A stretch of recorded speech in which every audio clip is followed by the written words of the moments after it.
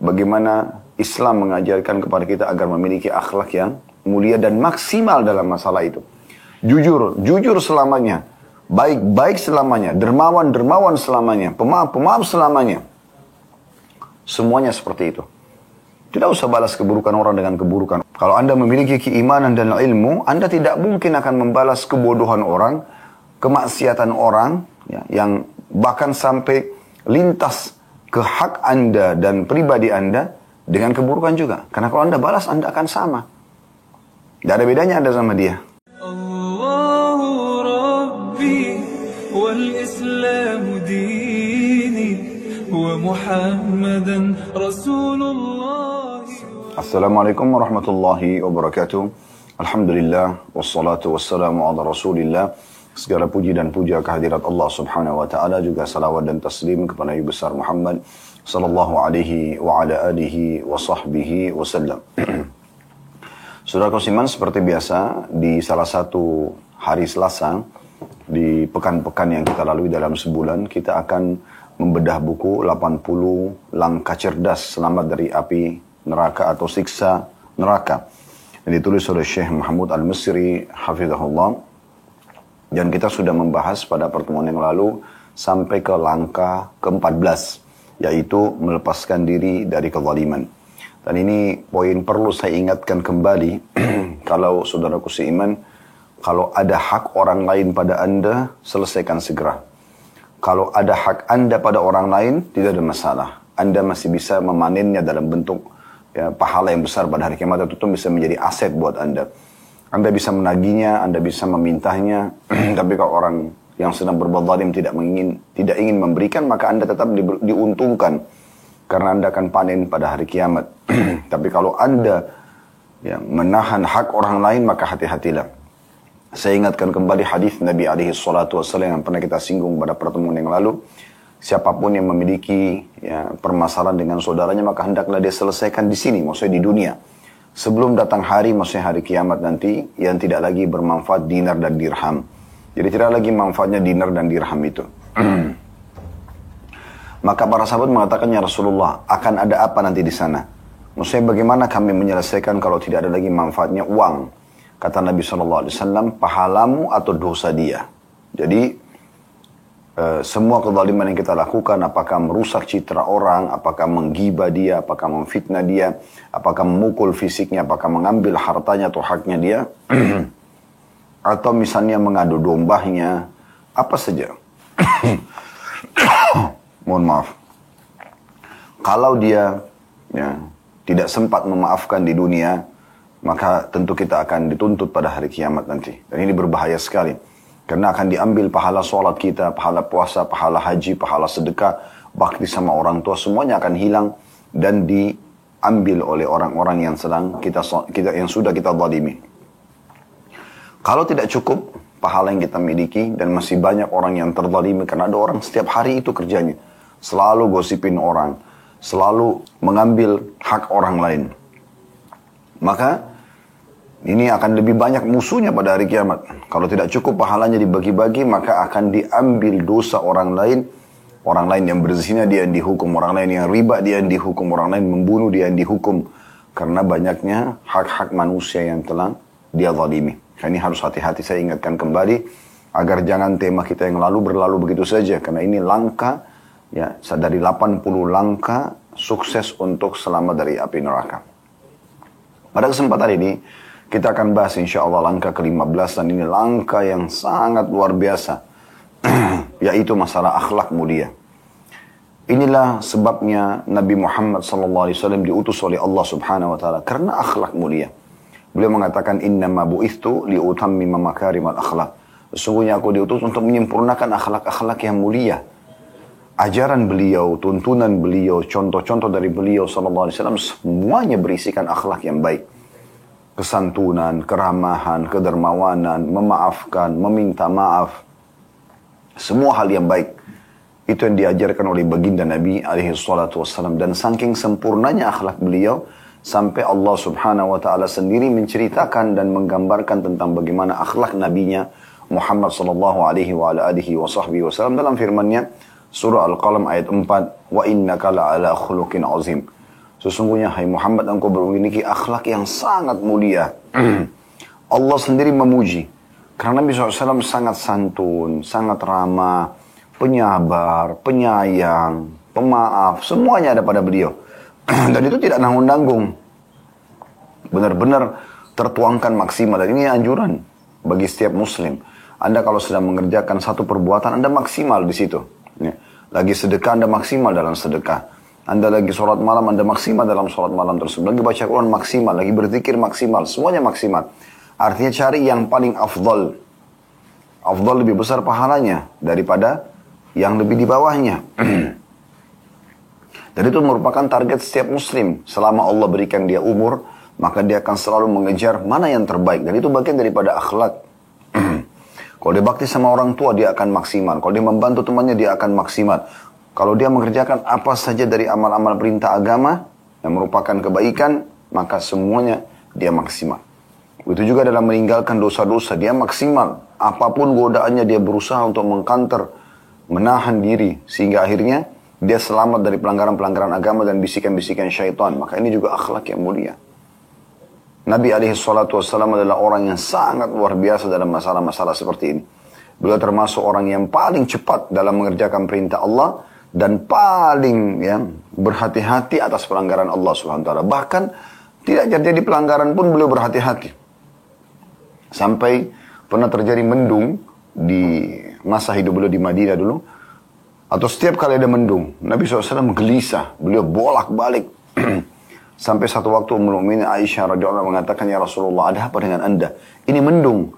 Kata Nabi SAW, wahai Aisyah, dari mana saya bisa dapat jaminan kalau di belakang awan mendung ini adalah rahmat, hujan. Bisa saja siksa. Sebagaimana umat-umat sebelum kita disiksa dengan mendung yang ada. Gitu kan?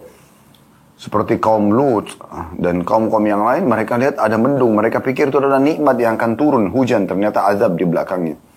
Sampai turun tetesan air yang merupakan rahmat Allah, barulah Nabi SAW tenang. Itu luar biasanya.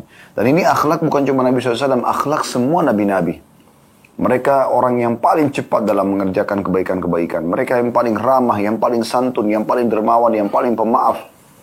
Dan yang paling pemberani dalam menegakkan kebenaran. Dan membela orang-orang yang terzalimi. Begitu sifat-sifat mereka. Makanya Allah Subhanahu wa taala memilih mereka menjadi pemimpin manusia, orang-orang yang mengemban risalah Allah Subhanahu wa taala. Datang setelahnya adalah para orang-orang yang coba mengikuti jejak para nabi-nabi, para ulama, para dai. Kita akan temukan kalau yang betul-betul mengikuti jejak Rasulullah SAW, kita akan temukan mereka akan sangat ramah, sangat santun, sangat dermawan, pemaaf, dan tidak akan membalas keburukan dengan keburukan. Kapan ada seseorang bersemat padanya julukan alim atau da'i atau ustadz kalau kita di Indonesia, kemudian dia sibuk menyerang orang sana, menyerang orang sini, maka ini tidak memahami akhlak yang sebenarnya. Bahkan mungkin diragukan tentang masalah ilmunya. Karena ilmu itu harus berbekas pada diri seseorang. Terlihat dari bagaimana dia menjaga wibawahnya, bagaimana dia menjaga harga dirinya, dan bagaimana juga dia tidak membalas keburukan dengan keburukan. Subhanallah, kalau terjadi dua orang bertengkar misalnya, anggap si A sama si B. Lalu kemudian si A ini dalam kondisi benar. Misal di pinggir jalan Anda melihatnya. Si A ini karena misalnya terzalimi, kemudian dari jauh Anda melihatnya, dia marah-marah, dia caci maki si B. Si B diam saja. Dari jauh Anda melihatnya. Kira-kira Anda menilai mana yang baik, mana yang buruk. Walaupun si A dalam kondisi benar, orang akan menilai, walaupun dia selama dia belum tahu permasalahannya, dia akan mengatakan, oh kenapa orang itu kasar sekali? Oh kenapa orang itu jahat sekali? Padahal sebenarnya dia dalam kondisi benar. Lalu bagaimana solusinya Ustaz? Solusinya adalah Anda hadapi semua dengan tenang. Karena tidak mungkin teman-teman sekalian kita akan menemukan solusi dari permasalahan yang sedang kita hadapi dengan emosional. Nggak bisa ketemu dengan itu. Mustahil gitu. Anda menagih utang, Anda dengan emosi tidak bisa menyelesaikan perkara. Tapi Anda datang, Anda menyelesaikannya dengan perkara, dengan cara-cara yang bahkan menuju kepada kasus hukum pun bisa. Tapi tidak perlu dengan emosional. Untuk apa kita sudah kehilangan harta, kita kehilangan energi lagi. Kita sampai gelisah, nggak bisa tidur. Lisan kita akhirnya sampai mengucapkan kata-kata yang tidak baik, merusak akhlak kita. Sementara nanti kita akan lihat bagaimana luar biasanya ya kedudukan akhlak dalam Islam dan bagaimana keutamaan yang akan didapatkan nanti pada hari kiamat bagi orang-orang yang akhlaknya mulia. Oleh karena itu teman-teman sekalian, kita harusnya merenungi baik-baik bagaimana Islam mengajarkan kepada kita agar memiliki akhlak yang mulia dan maksimal dalam masalah itu. Jujur selamanya, baik selamanya, dermawan selamanya, pemaaf selamanya. Semuanya seperti itu. Tidak usah balas keburukan orang dengan keburukan. Orang itu enak benar Ustaz, dia menggibah saya juga akan gibah dia. Berarti siap, dia dihukum, Anda juga dihukum. Ya. Orang itu fitnah saya juga akan fitnah dia. Dia dihukum, Anda dihukum. Kalau Anda memiliki keimanan dan ilmu, Anda tidak mungkin akan membalas kebodohan orang, kemaksiatan orang, ya, yang bahkan sampai lintas ke hak Anda dan pribadi Anda dengan keburukan juga. Karena kalau Anda balas, Anda akan sama. Tidak ada bedanya Anda sama dia. Ya. Ini poin penting untuk digarisbawahi supaya jangan sampai salah faham. Ya. Baik, kita akan coba bacakan dalil-dalil yang diangkat oleh penulis di sini. Sangat menarik hadis-hadis yang diangkat oleh beliau. Di antaranya yang pertama adalah hadis yang mulia tentang keutamaan akhlak. Bahwasanya orang yang baik akhlaknya adalah orang yang paling sempurna imannya. Bayangkan, iman kepada Allah Subhanahu wa taala dihubungkan dengan akhlak. Artinya tanpa akhlak yang mulia, walaupun orang itu dianggap seorang bertitel paling tinggi mungkin di akademi atau di akademisi, kemudian orang yang paling kaya mungkin, orang yang paling tinggi jabatannya, tapi tetap tidak dianggap imannya sempurna tanpa akhlak yang baik. Perhatikan sabda Nabi SAW yang pertama diangkat oleh beliau adalah hadis yang diriwayatkan oleh Ahmad dan juga Abu Dawud dan disahihkan oleh Syekh Albani dalam Sahihul Jami' nomor 1230. Yaitu sabda Nabi SAW, akmalul mu'mina imanan ahsanuhum khuluqa. Orang mukmin yang paling sempurna imannya adalah yang paling baik akhlaknya. Ya, kalau kita lanjutkan hadis ini ada lanjutannya, wa khiyarukum linisa'i wa ana khiyarukum linisa'i. Dan orang yang paling baik lagi akhlaknya adalah yang paling baik dengan istrinya. Dan akulah orang yang terbaik dengan istrinya. Jadi ada orang subhanallah sebagian laki-laki menjaga wibawa di luar rumah sana. Tapi buruk akhlaknya dengan istrinya. Istrinya selalu merasa terganggu kalau dia ada. Berharap dia keluar dari rumah. Karena lisannya yang kasar, tangannya yang kasar, matanya yang melotot. Tidak ada keromantisan, tidak ada perlindungan, tidak ada kasih sayang, tidak ada cinta. Tidak ada kelembutan. Ini suami apa? Itu juga ada sebagian istri begitu. Suaminya berharap pulang ke rumah dalam kondisi istrinya sudah tidur. Karena lisannya tajam, matanya melotot. Yang ada cuma tuduhan. Coba perhatikan bagaimana Khadijah radhiyallahu anha pada saat melihat Nabi SAW pulang dari Gua Hira. Pertama menerima wahyu Iqra' bismi rabbikal ladzi khalaq. Tengah malam menjelang subuh nih. Ya. Kemudian beliau atau pada saat sudah tepatnya sudah mulai menjelang subuh ya. Sudah mulai terang. Nah di situ Nabi SAW pulang dalam kondisi ketakutan sebagai seorang istri. Tidak ada prasangka buruk pada suaminya. Dia merangkul dengan kasih sayang dan cinta. Begitu dia buka, dia lihat suami dalam kondisi ketakutan, keringatan. Maka dia diam. Dia tunggu apa yang suaminya ucapkan. Maka Nabi SAW ucapkan kalimat zammiluni, zammiluni. Selimuti aku, selimuti aku.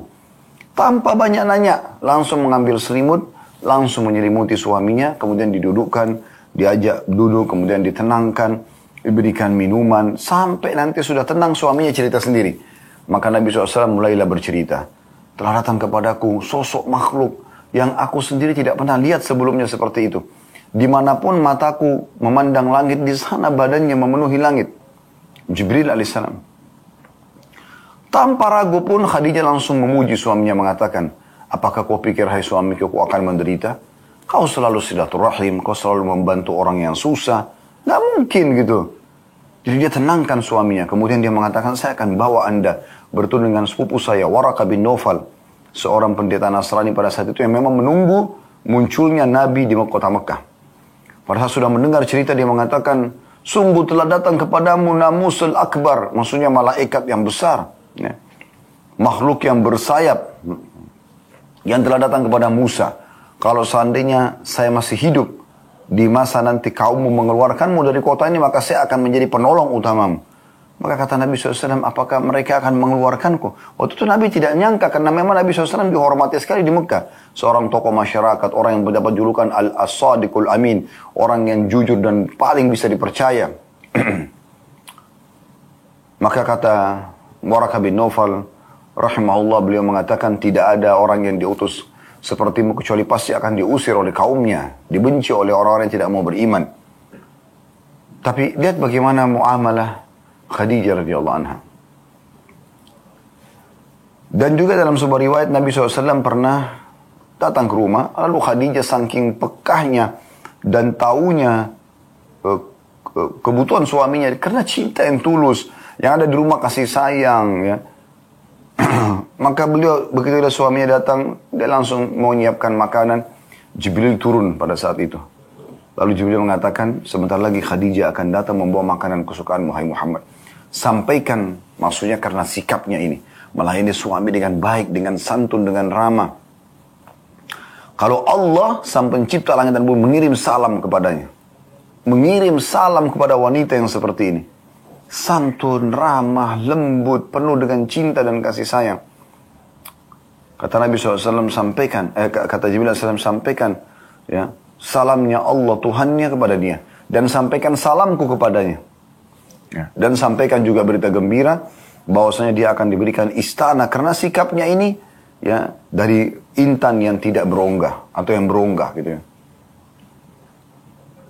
Ini luar biasa ini. Ya. Bagaimana muamalah yang baik dengan orang terdekat kita, akhlak yang santun.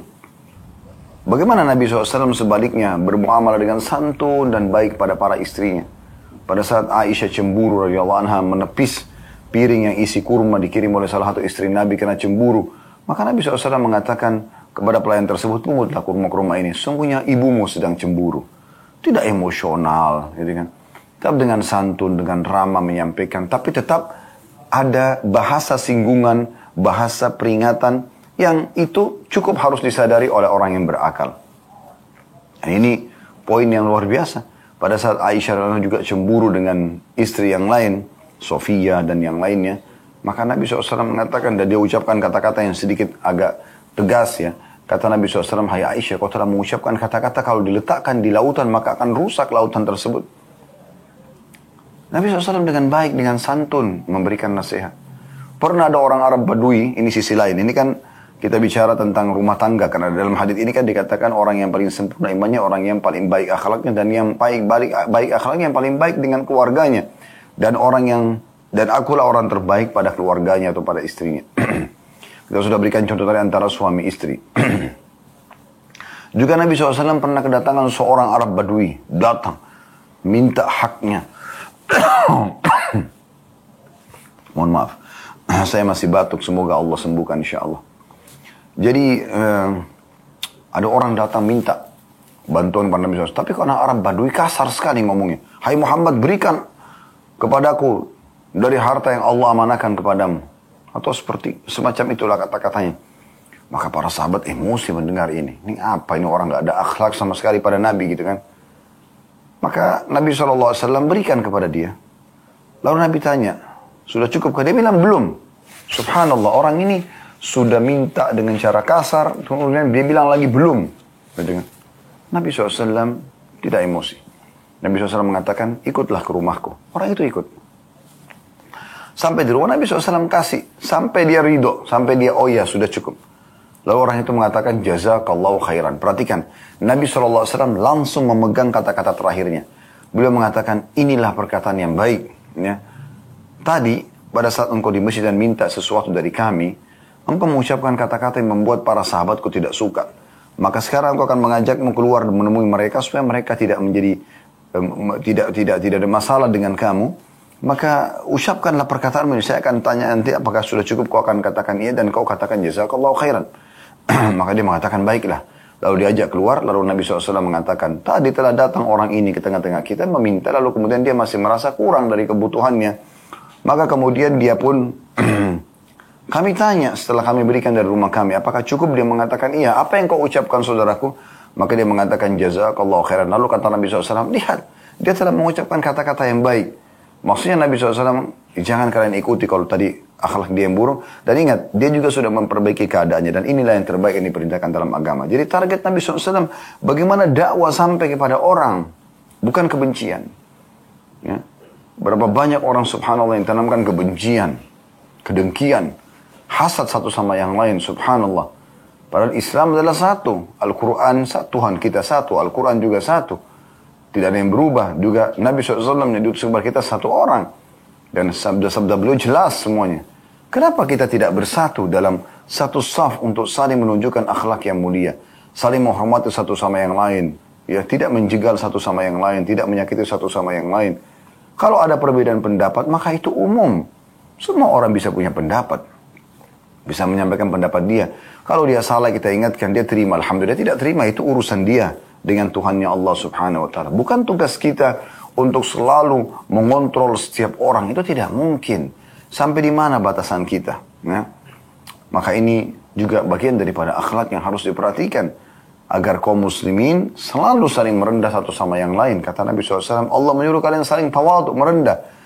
Agar tidak ada lagi satu orang menzalimi orang yang lain atau menyakiti orang yang lain. Ini peringatan baginda Nabi alaihi salatu wassalam. Jadi, hadis yang pertama ini menjelaskan kepada kita tentang kesempurnaan iman seseorang justru terlihat dari akhlaknya.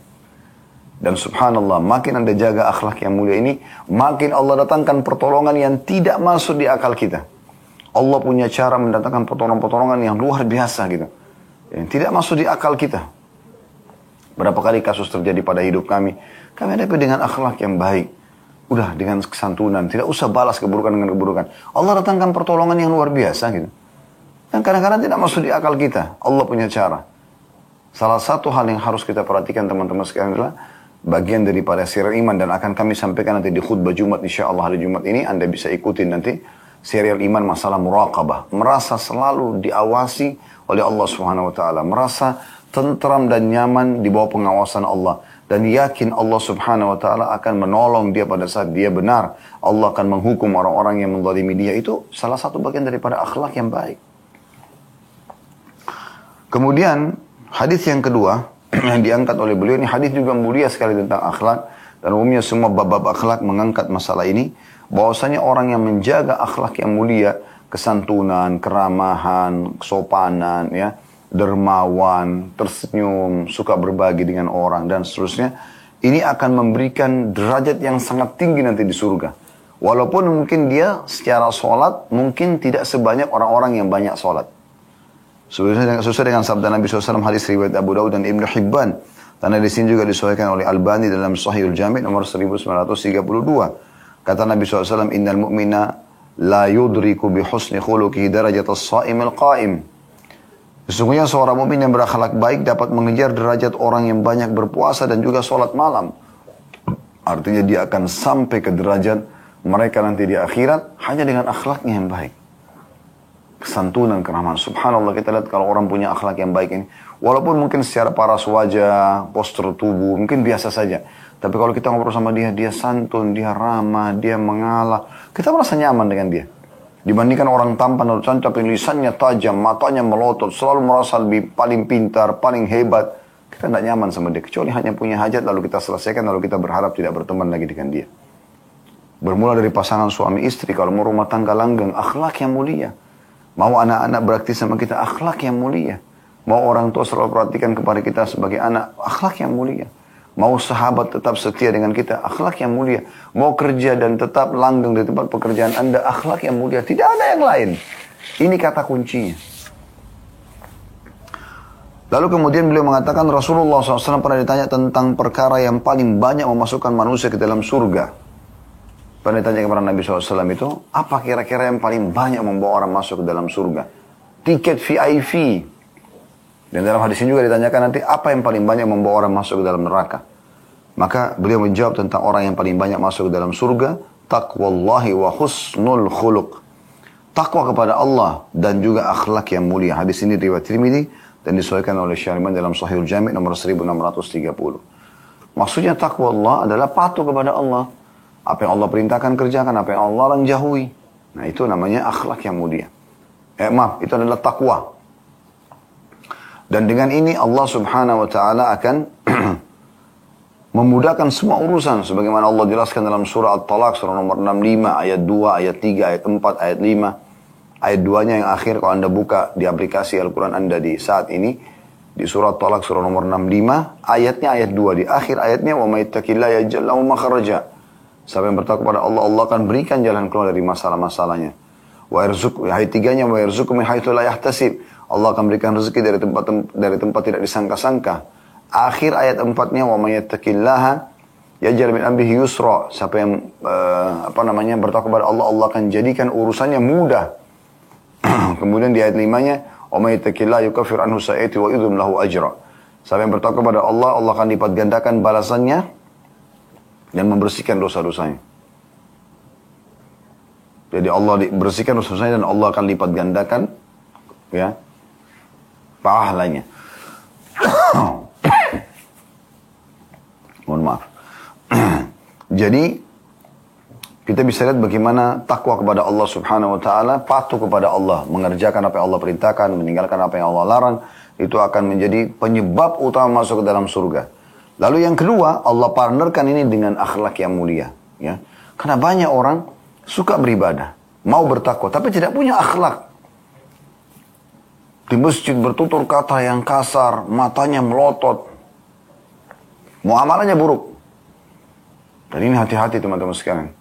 Pernah ditanyakan kepada Nabi SAW dalam hadis sahih, sehingga saya diriwayatkan oleh sahihain, di dalam sahihain dalam riwayat Bukhari Muslim, ada seorang sahabat bertanya, ya Rasulullah, ada seorang wanita di Madinah, gitu. Dia selalu sholat malam, dia selalu sedekah, tapi lisannya tajam kepada tetangganya. Kata Nabi SAW, la khaira fiha hiya finnar. Enggak ada kebaikan padanya, dia akan masuk neraka. Lalu ditanyakan juga kepada Nabi SAW, ya Rasulullah, ada wanita di Madinah ini, biasa saja sebenarnya sholatnya, ibadahnya, itu yang standar gitu. Ya.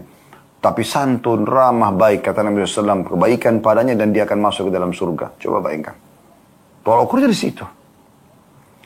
Jadi tidak ada gunanya Anda berilmu yang banyak, titel yang bersusun, ya, harta yang melimpah, fisik yang sempurna, tapi tidak diikuti dengan akhlak yang mulia. Sebaliknya, mungkin Anda kurang semua di sisi itu.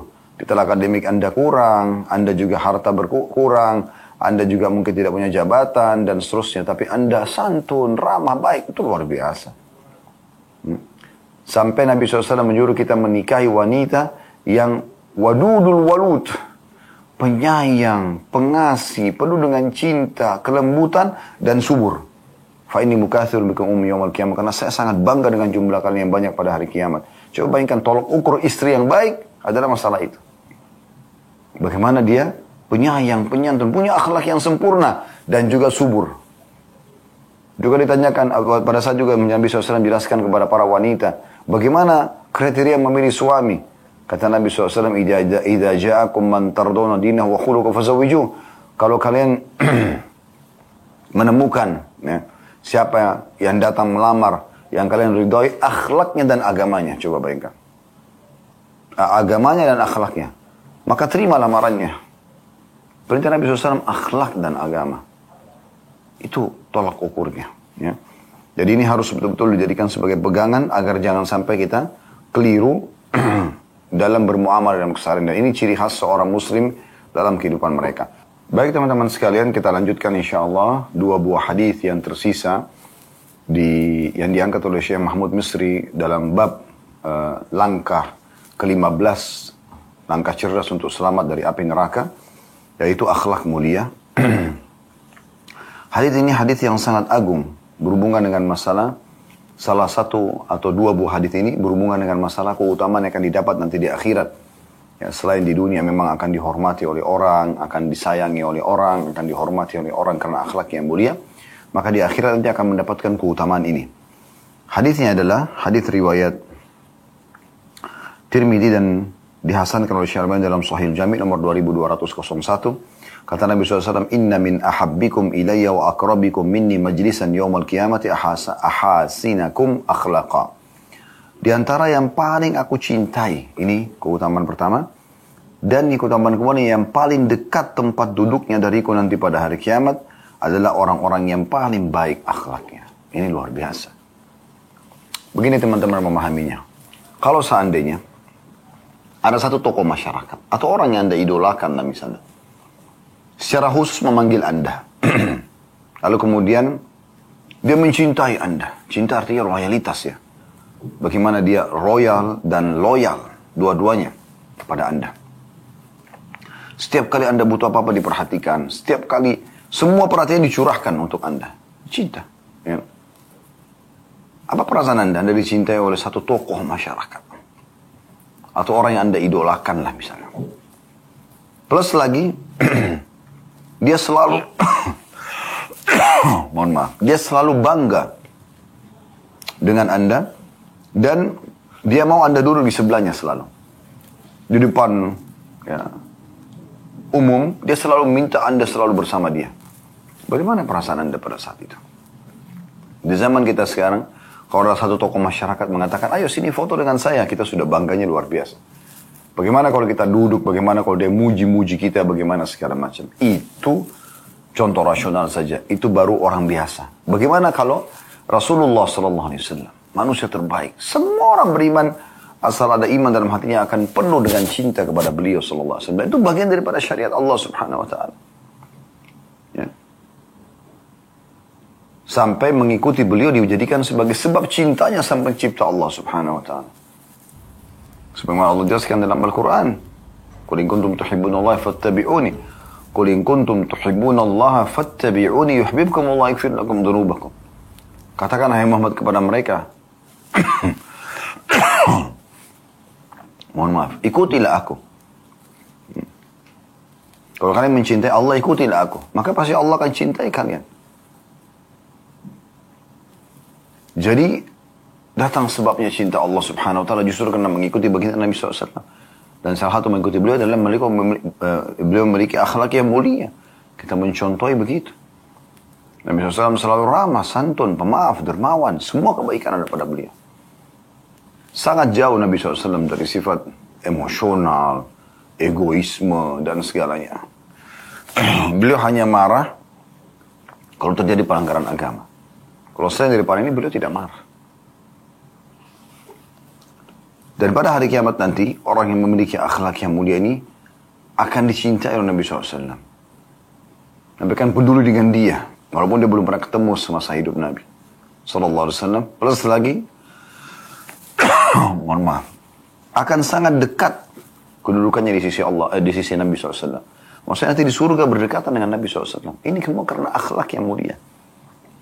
Kenapa Anda tidak menjadi orang yang berakhlak yang mulia? Menjadi orang yang baik, orang yang santun, orang yang ramah, orang yang pemaaf, orang yang dermawan. Juga itu semua dicintai oleh manusia. Orang suka dengan orang dermawan, dengan orang jujur, orang yang ramah, orang yang lembut. Orang semua suka.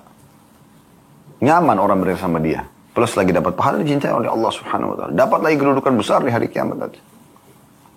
Bahkan ada istana khusus di surga nanti yang paling tinggi, itu bagi orang yang memiliki akhlak yang mulia. Dan ini sejalan dengan sabda Nabi SAW, paling dekat kedudukanku, paling dekat kedudukannya nanti denganku di hari kiamat.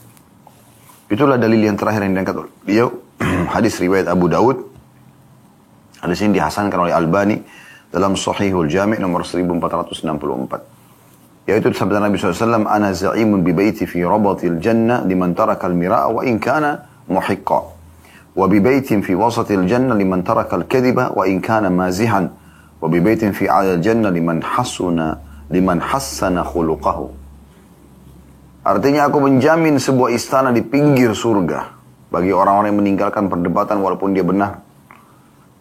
Sebuah istana di tengah surga bagi orang yang meninggalkan dusta meskipun hanya bercanda, dan sebuah istana di bagian tertinggi surga bagi orang yang memperbaiki akhlaknya atau memiliki akhlak yang mulia. Ini dalil terakhir yang diangkat oleh beliau. Ini hadis yang luar biasa. Hadis yang luar biasa. Kita bisa lihat bagaimana dari hadis ini Nabi SAW memberikan jaminan. Aku menjamin pasti dapat. Dan jaminan Nabi SAW tidak mungkin salah. Beliau as-sadiq al-masduq. Beliau orang yang paling jujur dan bisa terpercaya. Beliau adalah utusan Allah Subhanahu wa ta'ala, pemimpin anak Adam pada hari kiamat. Siapa yang melakukan semua itu? Kalau bagi seorang muslim. Orang muslim itu kita tidak bicara. Orang muslim. Rasulullah SAW segalanya bagi dia. Nabi SAW menjamin, aku menjamin. Jaminan pertama ini perlu kita garis bawahi. Sebuah istana di pinggir surga. Atau di bagian bawah surga. Bagi orang yang meninggalkan perdebatan meskipun dia benar. Bayangkan. Jadi kalau kita sedang bicara sama seseorang, kita sudah sampaikan argumentasi, dia juga sampaikan argumentasi, dan dia tetap saja ngotot, ya tinggalkan saja. Di sini dikatakan dia meninggalkan perdebatan, walaupun ya, dia benar, meskipun dia benar. Tentu boleh kalau orang itu harus berdebat, membicarakan sesuatu, tapi tujuannya mencari kebenaran. Ya. Para imam seperti Imam Syafi'i rahimahullah pernah berdebat dengan seseorang. Kemudian pada saat tidak bertemu, ya, pendapat mereka, maka Imam Syafi'i pada saat mau pisah mengatakan, walaupun terjadi permasalahan perdebatan seperti itu, tapi ukhuwah kita dahulukan. Memang begitu harusnya seorang muslim. Kalau Anda menyampaikan argumentasi dan orang masih mau dengar, alhamdulillah. Tapi kalau dia ngotot, maka tinggalkan perdebatan tersebut. Ini ada jaminan surga. Sebenarnya ini juga bagian daripada akhlak yang mulia ya. Karena bukan sifat seorang muslim yang sibuk berdebat terus. Jaminan yang kedua, sebuah istana di tengah-tengah surga, di level pertengahan surga. Bagi siapa? Maksud dalam akhlak juga ini sebenarnya. Bagi orang yang meninggalkan dusta walaupun bercanda, coba bayangkan. Semua orang mukmin jujur, walaupun bercanda. Kan banyak orang kadang-kadang bercanda itu, kan cuma bercanda, lalu dia bohong, hanya untuk membuat teman-temannya tertawa misalnya. Enggak. Kalau kita harus buat orang tertawa yang benar. Memang ceritanya benar gitu. Kejadian benar, lucu memang terjadi, tidak ada masalah. Kalau rekayasa ini disebutkan. Dan aku menjamin istana di surga bagi orang yang meninggalkan bohong walaupun dia bercanda. Apa jaminan surga? Dan yang terakhir, yang ketiga, ini yang luar biasa. Puncaknya, walaupun kedua tadi itu sebenarnya masuk dalam poin ini ya. Tapi beliau sebutkan, dan aku akan menjamin istana di tempat tertinggi surga. Bagi orang yang memperbaiki akhlaknya. Selalu meningkatkan kualitas akhlaknya. Selalu tatapan matanya syahdu, lisannya juga santun, tangannya ramah. Ya. Semua penampilan dia, semua sikap dia dan sifat dia tidak pernah menyakiti orang lain. Jadi sakitnya nggak ada masalah, itu sudah umum. Para nabi-nabi pun disakiti oleh banyak orang-orang yang tidak menyukai kebenaran dan Islam. Kalau kita punya hak dengan orang lain, sebagaimana saya singgung tadi di awal materi kita, tidak ada masalah. Seorang mukmin yakin rukun iman dia yang kelima, iman kepada hari kiamat. Isinya adalah paketnya dari kematian sampai alam barzah, alam kubur, kemudian pindah ke hari kebangkitan. Dan di situ dia akan mengambil haknya full.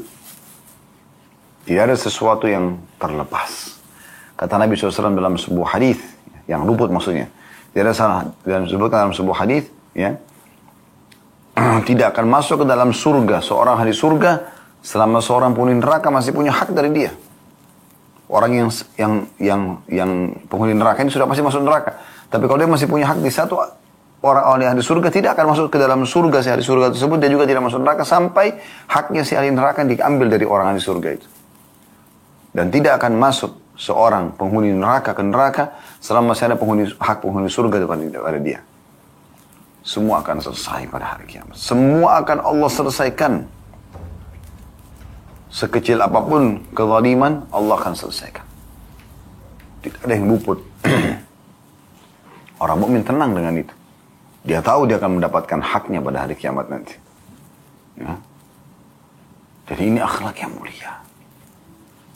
Biarkan teman-teman, orang menilai kita adalah orang yang baik, orang yang lembut. Biarkan, tidak masalah.